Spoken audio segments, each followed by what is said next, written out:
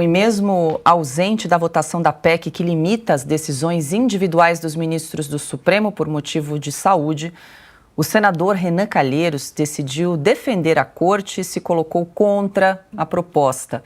Por meio das redes sociais, o senador declarou, abre aspas, a interferência no STF já foi recusada no passado e a corte adaptou o seu regimento. Portanto, não há nenhum resultado concreto com a PEC analisada.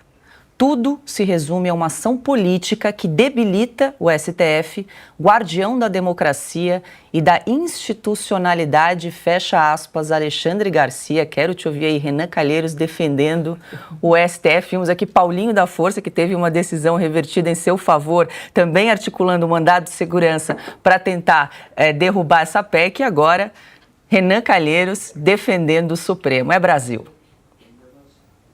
As intenções são tão óbvias, né, que provoca riso. Renan Calheiros tem processos lá no Supremo e aí, tal como Paulinho, né, uma espécie assim de vamos uma mão lavar a outra. Né? E é bom a gente lembrar que Renan Calheiros, como presidente do Senado, recusou a obedecer uma decisão do ministro Marco Aurélio, que o tirou da possibilidade de substituir o presidente da República, e ele simplesmente ignorou, né? E o Supremo acabou voltando atrás. Então ele sabe da força do Senado, da força do Congresso. Eu diria que essa medida cautelar aí, mandado de segurança, né?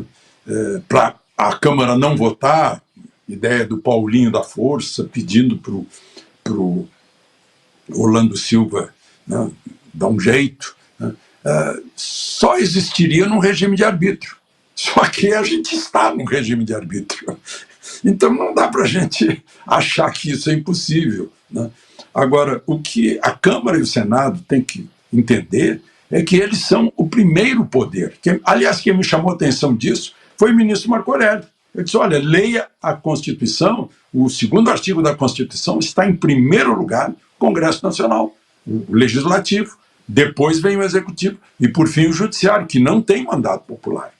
O Poder Legislativo é representante direto do povo, né?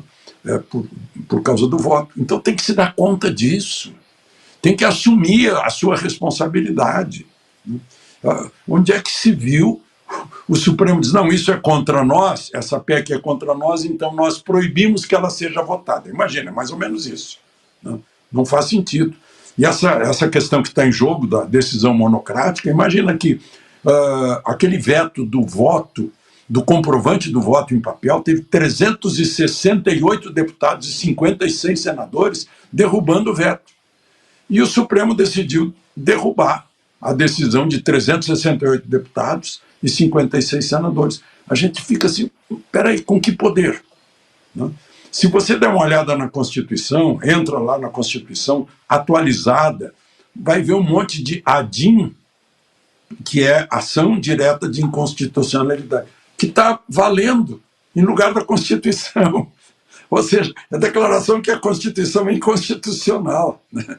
Além daquelas outras de direito fundamental, né, que diz respeito a preceito fundamental, também está lá valendo a decisão do Supremo acima da Constituição.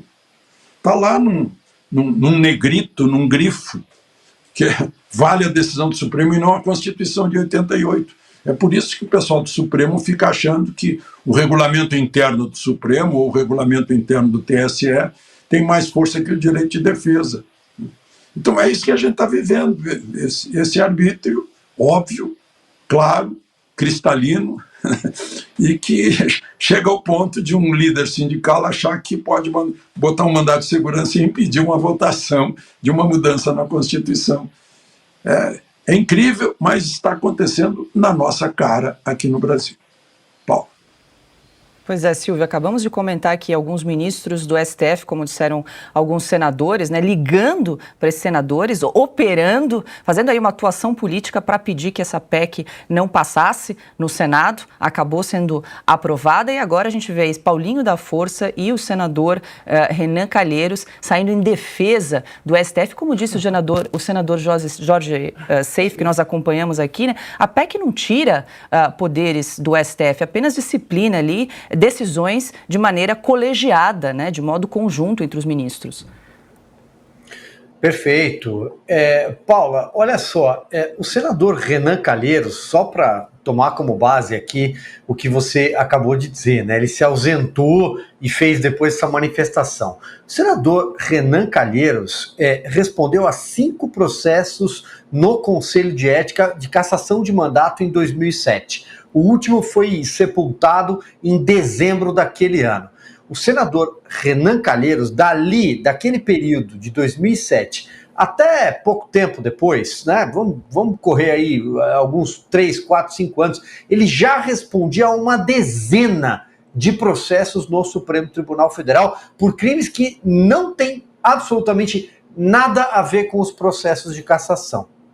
Ou seja, é uma gama de investigações, uma gama de inquéritos. E é claro que ele está aí, há até uma brincadeira, quando a gente fala do Renan Calheiros no tapete azul do Senado, todo mundo diz que o Renan tem 7 vidas, né? 7 vidas no Legislativo, porque ele nunca foi cassado, porque o Renan nunca enfrentou até o fim um processo. Ele sempre acaba numa gaveta do Supremo Tribunal Federal. Então é absolutamente normal que ele tome partido de quem o defende. Assim como o Paulinho da Força, é autoexplicativo, a gente acaba rindo quando ouve o enunciado da notícia, quando você diz que o Paulinho poderia ser condenado e agora sai em defesa do Supremo Tribunal Federal. Então eu acho que isso mostra, isso é o puro suco do Brasil, né? Isso é a relação entre poderes que não deveria existir. É possível admitir alguma relação entre o poder executivo e legislativo? Claro, porque trata-se do orçamento da União. Ali é importante, nós temos um sistema, um modelo, para quem não gostar, talvez um dia mude o modelo da lei orçamentária brasileira, mas é fato que há emenda parlamentar. Agora, o judiciário manter relação com o Congresso Nacional, aí é outro tipo de relação, aí é outra coisa, né? Então, ou o Brasil acorda para isso, e eu acho que está acordando, eu acho que há um despertar, ou do contrário, nós teremos para sempre um legislativo que se submete ao poder judiciário. Mas eu quero crer, de verdade, que essa chance histórica que o Congresso Nacional está vivendo vai dar certo. Essa declaração do Renan Calheiros merece aí um arremate do Augusto Nunes.